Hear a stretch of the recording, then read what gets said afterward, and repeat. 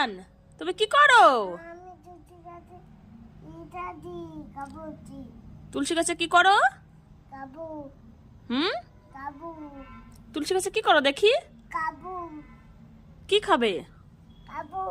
কি খাবা? তুলসী গাছ থেকে কি খাবা? প্রসাদ তো নেই।